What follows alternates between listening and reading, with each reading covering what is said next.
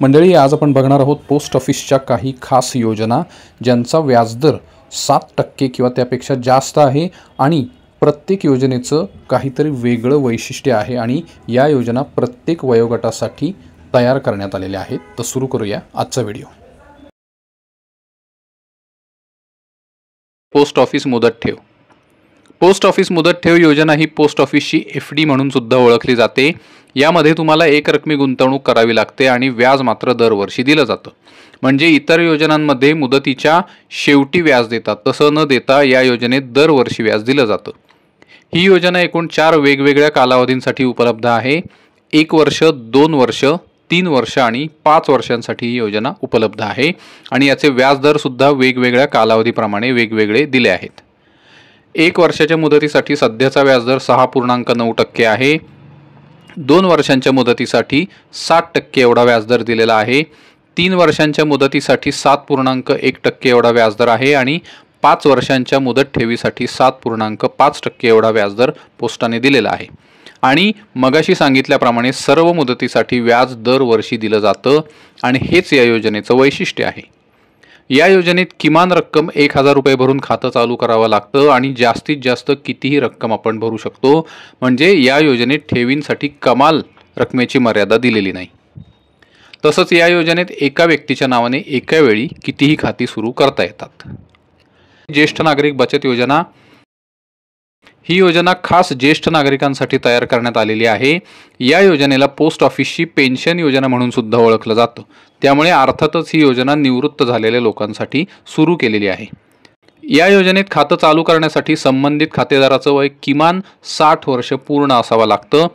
काही बाबतीत मात्र वयाची अट शिथिल करण्यात आली आहे। उदाहरणार्थ सेवानिवृत्ती किंवा स्वेच्छानिवृत्ती घेतलेल्या व्यक्तींसाठी 60 वर्ष पूर्ण होण्याआधी सुद्धा या योजनेत खातं उघडता येतं। ज्यांनी 55 ते 60 वर्ष या दरम्यान सेवानिवृत्ती किंवा स्वेच्छानिवृत्ती म्हणजे VRS घेतली असेल ते या योजनेत गुंतवणूक करू शकतात। तसंच 50 ते 60 वर्ष या दरम्यान निवृत्ती घेणारे संरक्षण कर्मचारी म्हणजे सैन्य दलातील कर्मचारी या योजनेत गुंतवणूक करू शकतात। ज्येष्ठ नागरिक बचत योजनेची मुदत 5 वर्षांची आहे। या योजनेचा सध्याचा व्याजदर 8.2% आहे। तसंच या योजनेत दर 3 महिन्यांनी खातेदाराच्या बचत खात्यावर व्याज जमा केलं जातं।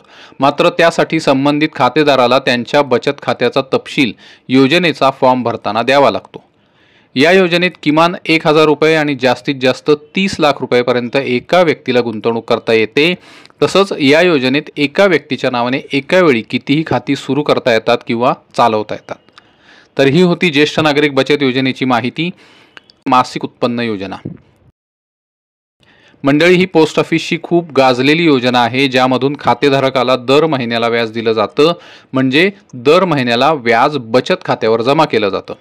म्हणजे ज्यांना दर महिन्याला एका ठराविक उत्पन्नाची गरज आहे अशा लोकांसाठी ही योजना अतिशय उपयोगी आहे।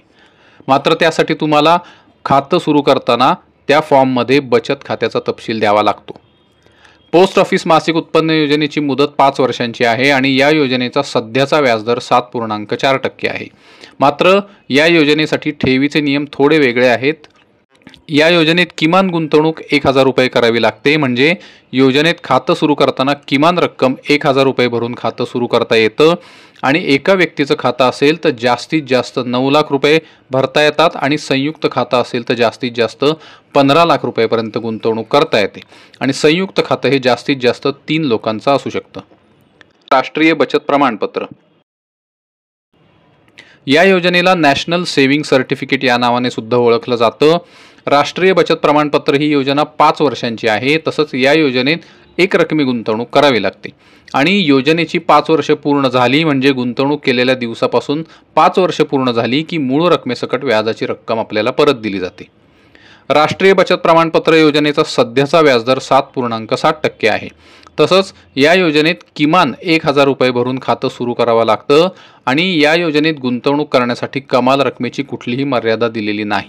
म्हणजेच योजनेत जास्तीत जास्त कितीही रकमेची गुंतवणूक तुम्ही करू शकता। या योजनेचा अजून एक वैशिष्ट्य म्हणजे या योजनेत केलेल्या गुंतवणुकीच्या रकमेवर आयकर कलम 80C अंतर्गत प्राप्तिकरात सूट मिळते। तसंच योजनेमध्ये मिळणाऱ्या व्याजाची पहिली 4 वर्ष पुन्हा गुंतवणूक केली जाते। त्यामुळे त्या व्याजाच्या रकमेवर सुद्धा प्राप्तिकरात सवलत मिळू शकते। तसंच या योजनेत सुद्धा एका व्यक्तीच्या नावाने एका वेळी कितीही खाती सुरू करता येतात किंवा चालवता येतात. Public provident fund. Public provident fund ही सुद्धा पोस्ट ऑफिसची एक जुनी आणि प्रसिद्ध योजना आहे. या योजनेचा कालावधी 15 वर्षांचा आहे. म्हणजे यात गुंतवणूक केलेली रक्कम काही खास कारण वगळता 15 वर्ष पूर्ण झाल्याशिवाय काढता येत नाही. यात आपण किमान वार्षिक 500 रुपये आणि जास्तीत जास्त 1.5 लाख रुपये भरू शकतो. या योजनेचा सध्याचा व्याजदर 7.1% आहे. या योजनेत अजून एक सुविधा आहे, ती म्हणजे दरवर्षी भरायची रक्कम तुम्ही दरवर्षी एक रकमी भरू शकता किंवा हप्त्याने सुद्धा भरू शकता. या योजनेचं प्रमुख वैशिष्ट्य म्हणजे या योजनेत गुंतवणूक केलेली रक्कम, त्यावर दरवर्षी मिळणारा व्याज आणि योजनेची मुदत संपल्यावर मिळणारा परतावा तीनही रकमा करमुक्त आहेत. मात्र या योजनेत एका व्यक्तीच्या नावाने एकच खातं चालू करता येतं. किसान विकास पत्र ही योजना एक चांगली बचत योजना असून पैसे दुप्पट करणारी योजना म्हणून प्रचलित आहे.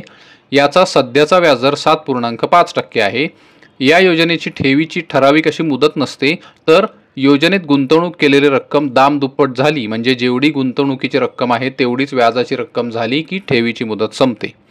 या योजनेत गुंतवलेले पैसे चालू व्याजदरानुसार म्हणजे 7.5% या व्याजदरानुसार 115 महिन्यात म्हणजे साधारणपणे 9 वर्ष 7 महिन्यात दुप्पट होतात. या योजनेत किमान ठेवीची रक्कम 1000 रुपये आहे. म्हणजे खातं सुरू करताना किमान 1000 रुपये भरून खातं सुरू करता येतं आणि जास्तीत जास्त कितीही रकमेची गुंतवणूक करता येते. म्हणजे योजनेत कमाल गुंतवणुकीची मर्यादा दिलेली नाही. तसंच या योजनेत एका व्यक्तीच्या नावाने कितीही खाती चालू करता येतात. सुकन्या समृद्धी योजना. भारत सरकारने बेटी बचाव बेटी पढाव या अभियानाअंतर्गत ही योजना खास मुलींच्या शिक्षणाच्या आणि लग्नाच्या खर्चाची तरतूद करण्यासाठी सादर केली होती. या योजनेचा कालावधी 21 वर्षांचा आहे. याचा सध्याचा व्याजदर 8.2% आहे. तसंच या योजनेत कुठल्याही मुलीच्या नावाने खातं फक्त तिच्या वयाची 10 वर्ष पूर्ण होण्याआधीच सुरू करावं लागतं. मुलीच्या वयाची 10 वर्ष पूर्ण झाली की या योजनेत खातं सुरू करता येत नाही. या योजनेत किमान वार्षिक गुंतवणूक 250 रुपये आणि जास्तीत जास्त वार्षिक गुंतवणूक 1.5 लाख रुपये एवढी करता येते. तसंच PPF योजनेप्रमाणे या योजनेत सुद्धा गुंतवणूक केलेली रक्कम, त्यावर दरवर्षी मिळणारा व्याज आणि योजनेची मुदत संपल्यावर मिळणारा परतावा तीनही रकमा करमुक्त आहेत. मात्र या योजनेत सुद्धा एका मुलीच्या नावाने एकच खातं सुरू करता येतं. तर मंडळी, या होत्या काही पोस्टाच्या योजना ज्यांचा व्याजदर 7% किंवा त्यापेक्षा जास्त आहे आणि प्रत्येकाची वेगळी वैशिष्ट्ये आहेत आणि या योजना प्रत्येक वयोगटासाठी तयार करण्यात आलेल्या आहेत. धन्यवाद.